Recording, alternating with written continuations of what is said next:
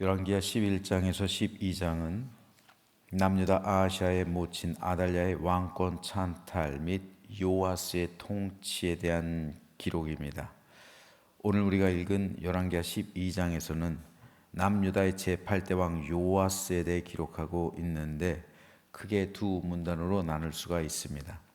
16절까지는 요아스의 즉위와 성전 보수 명령을, 17절에서 21절은 하사엘의 침공 및 신하들의 반역으로 인한 요아스의 피살에 대해서 기록하고 있습니다. 오늘은 이 가운데서 1절 말씀에 대해서 살펴보겠습니다. 예후의 제7년에 요아스가 왕이 되어 예루살렘에서 40년간 통치하니라. 그의 어머니의 이름은 시비야라. 브엘세바 사람이더라. 1절은 요아스가 왕으로 즉위해서 40년간 예루살렘을 통치했다는 간략한 서술이 기록되어 있습니다.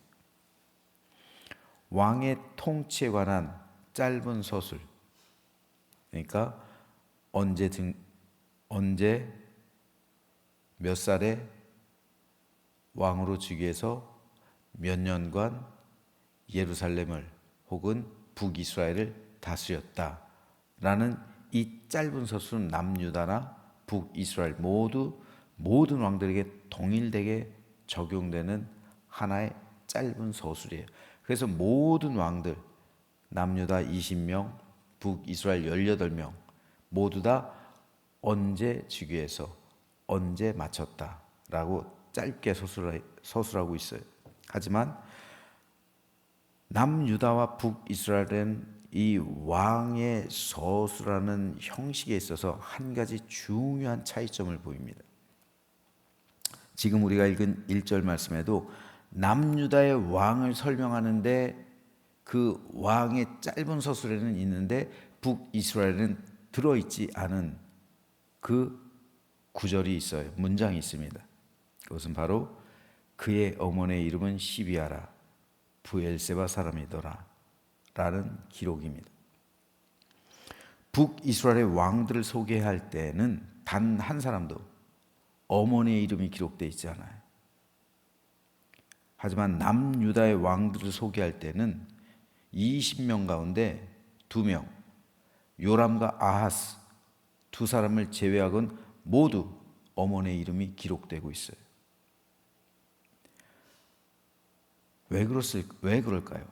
이것은 다윗 언약에 대한 존중, 그 계승, 이것에 대해 표현하는 건데 북이스라엘은 다윗 언약과 상관이 없기 때문에 모친의 이름이 기록되어 있지 않아요. 왜냐하면 신앙의 계승은요, 아버지만 가지고 되는 게 아니에요. 아버지는 신실한데 어머니는 우상을 숭배한다면 그 자녀가 여호와 하나님에 대한 신앙을 온전히 계승하기는 쉽지 않은 거예요. 이런 면을 볼 때 북이스라엘은 18명의 모든 왕이 다 불완전했다는 거예요. 더구나 유대인들은 모계 사회예요. 지금도 모계 사회입니다. 즉 신앙의 계승이 모친에 의해 계승된다는 거예요. 부친이 아니라, 아버지가 아니라 엄마에 의해서 신앙의 계승이 이루어진다는 거예요. 지금도 그래요. 이 전통이 아직까지 유대인들에게 남아 있는 겁니다. 그래서 지금도 유대인들은 엄마가 유대인이고 아빠가 이방인이면 그 자녀는 유대인이라고 생각해요. 반대로 아빠는 유대인인데 엄마가 이방인이면 그 자녀는 이방인으로 여깁니다. 그만큼 신앙교육을 비롯한 모든 자녀 교육의 책임은 엄마에게 속해 있기 때문에 그래요. 그래서 엄마에 의해서 이 신앙이 계승되기 때문에 모계사회가 되는 거예요. 모계사회. 우리나라도 고대 시대는 모계였어요. 부계인 거는요, 사실 성을 물려주는 것밖에 없어요. 예를 들어서 아버지가 양반이고 엄마가 노비면 그 자녀의 출신은 어떻게 돼요? 모계를 따라가는 거예요. 출신은. 그렇다고 뭐 노비가 될 수는 없겠지만은 서자가 되는 거잖아요. 서자. 노비도 아니고 그렇다고 양반도 아니고 이렇게 섞이는 거죠. 근데 유대인들 같은 경우는 확실합니다. 모계예요. 지금도 모계예요.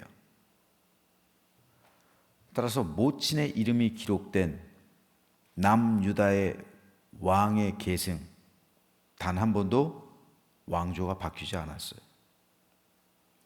20명의 왕 가운데 8명의 왕이 하나님께 칭찬받는 왕이었어요.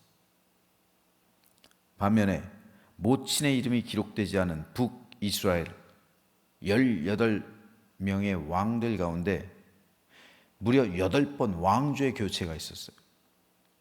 그리고 이 가운데 암살당한 왕이 9명이에요. 절반이 암살당했다고. 절반이. 하나님께 칭찬받은 왕은 무엇보다도 한 사람도 없었어요. 이것은 자녀들에게 절대적으로 영향을 끼치는 사람이 어머니라는 사실을 보여줍니다.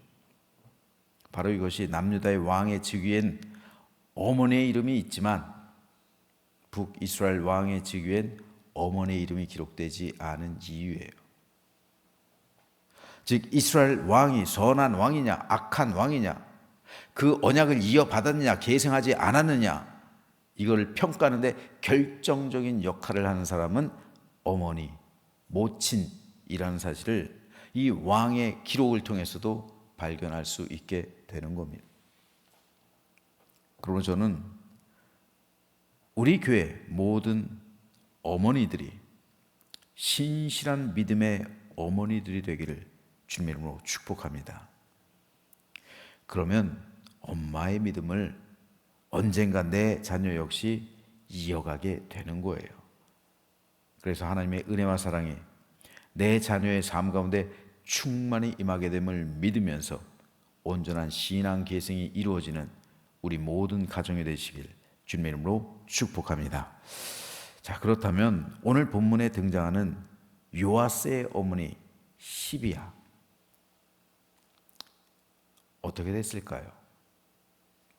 시비야는 가젤이란 뜻이에요. 영양 이런 뜻입니다. 브엘세바는 그 광야 지역이죠.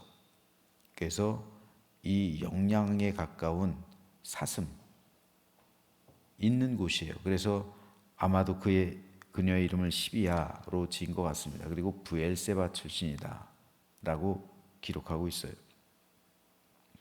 근데 시비야는 아달랴의 며느리예요. 아달랴는 모든 왕자를 죽였잖아요. 자신의 친손주를 죽였잖아요. 그러니까 시비야의 아들 요아스도 죽이려 한 거죠. 그랬을 때 시비야의 이름은 등장하지 않아요. 모든 왕자를 죽이는데, 그리고 요아스가 죽임당할 위기에 있는데도 시비야란 이름은 등장하지 않아요. 모친이 등장하지 않는 거예요. 어찌된 일일까요? 요아스를 살린 건 시비야가 아니에요. 요아스의 고모, 혈육으로는 고모죠. 요람의 누이니까 고모였던 여호세바예요. 여호세바가, 고모가 살린 거지 엄마 시비야가 살린 게 아니에요. 어떻게 된 일일까요? 정확한 이유는 알 수는 없어요. 왕자들의 살육 사건 때 시비야의 집이 멸문지화를 당했는지 아니면 시비야까지 죽인 건지, 아니면 살아 있었지만 의도적으로 그녀의 이름을 기록하지 않은 건지 알 수는 없어요. 하지만 중요한 것은 요아스의 정치적인 기반은 모친의 집이 그 어떤 기반이 되지 않았다는 점, 이게 중요한 거예요. 어머니의 친정집이 요아스를 보호해줘야 되는데 서슬퍼런 아달랴에게 이미 멸문지화를 당했을 수도 있고 아니면 꼼짝하지 못했을 수도 있어요. 그래서 그 이름이 기록되지 않았을 수도 있어요. 결국 요아스가 7살이라는 어린 나이에 남유다의 제8대 왕으로 등극할 수 있었던, 즉위할 수 있었던 것은 순전히 요아스의 고모 여호세바, 그리고 고모부였던 대제사장 여호야다가 요아스의 정치적인 후견인이 되었기 때문입니다. 다른 이유 없어요. 즉 어머니의 영향력이 아니라는 거예요. 이 부분은 모친의 집과는 아무 상관이 없다는 거예요. 순전히 고모 그리고 고모부 대제사장 여호야다의 영향력 때문이었다는 거예요. 여호야다가 정치적인 후견이 되어서 요아스를 왕으로 세웠다는 말입니다. 그것도 7살 때. 그래서 요아스는 40년 동안 남유다를 다스립니다. 사실 요아스는 남유다에서 가장 길게 통치할 수 있었던 왕이에요. 왜냐하면 7살에 왕이 됐기 때문에 67세를 살면 무려 60년을 다스리는 거고, 77세를 살아간다면 무려 70년 동안 남유다를 다스리는 거, 어마어마하게 길게 남유다를 다스릴 수 있는 가능성이 있었던 왕이에요. 하지만 요아스가 40년 동안 통치했다는 것은 그의 삶이 47이었다는 거잖아요. 47세로 죽었다는 거예요. 비교적 단명한 거예요. 성경은 그 이유를 오늘 본문 2절에서 이렇게 설명합니다. 요아스는 제사장 여호야다가 그를 교훈하는 모든 날 동안에는 여호와 보시기에 정직히 행하였으되, 그럼 여호야다가 죽었을 때는요, 정직히 행하지 아니하였다 라는 말입니다. 즉 요아스의 삶의 기준이 되었던 사람이 여호야다였다는 거예요. 그래서 여호야다가 살아있을 동안엔 그의 영향력 아래서 정직히 행동했지만 그 버팀목이 사라졌을 때는 정직하고 선하게 살아간 것이 아니라 여호와 보시기에 악하게 살아갔다라는 말입니다. 그래서 이를 비판하던 여호야다의 아들 사가랴를 성전에서 죽여요. 은혜를 원수로 갚은 거예요. 그러니까 이것이 하나님 보시기에 악한 거예요. 결국 요아스는 어떻게 됩니까? 오늘 보면 20절에 보면요, 요아스의 신복들이 일어나 반역하여 실라로 내려가는 길가의 밀로궁에서 그를 죽였다. 신하들에게 암살당해요. 남유다의 역사 345년 동안 20명의 왕이 있었는데 그 가운데 암살당한 왕은 3명이에요. 제7대 아달랴, 제8대 요아스, 제15대 아몬입니다.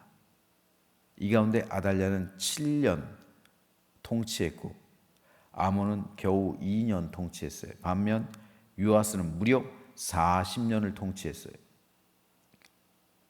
그런데도 암살당해요. 40년 동안 장기로 나라를 다스렸는데 그 나라가 안정되지 않았다는 거예요. 그러니까 암살당한 거예요. 이것은 여호야다의 은혜를 원수로 갚은 것에 대한 하나님의 심판입니다. 그리고 백성들의 심판이에요. 모든 율법을 2가지로 정의하라면 그것은 하나님 사랑, 이웃 사랑이라고 예수님께서 친히 요약해 주셨어요.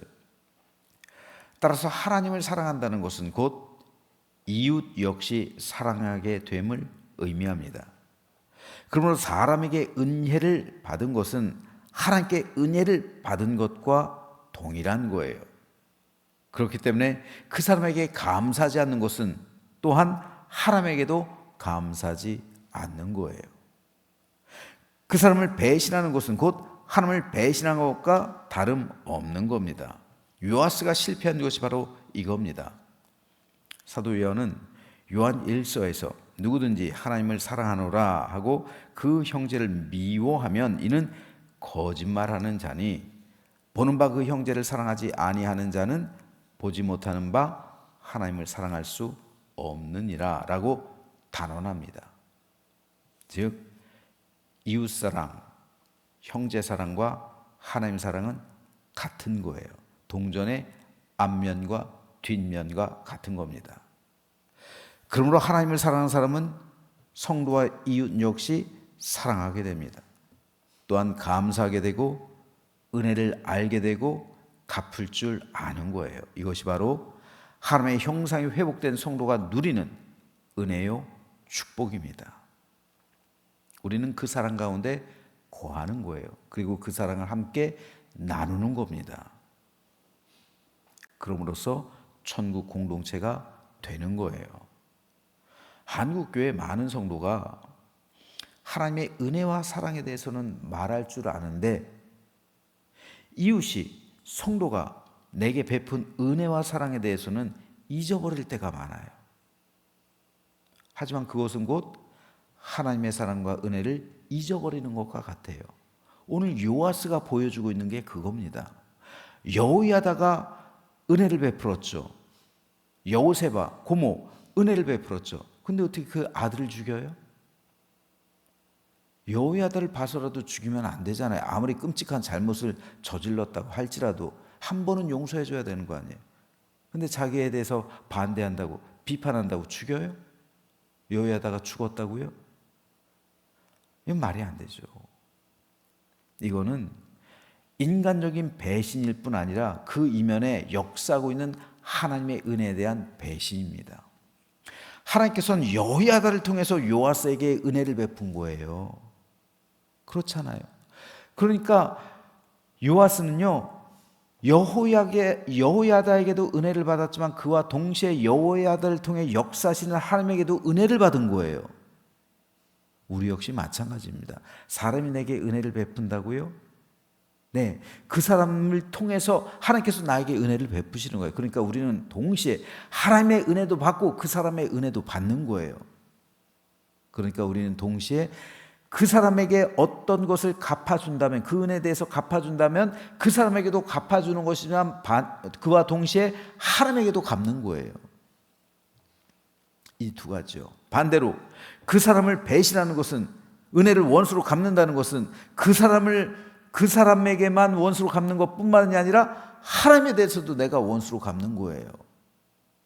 그러니까 이게 굉장히 중요해요. 이어지는 거라고요. 동전의 앞면과 뒷면처럼 하나라고요. 하나님 사랑과 이웃 사랑은요.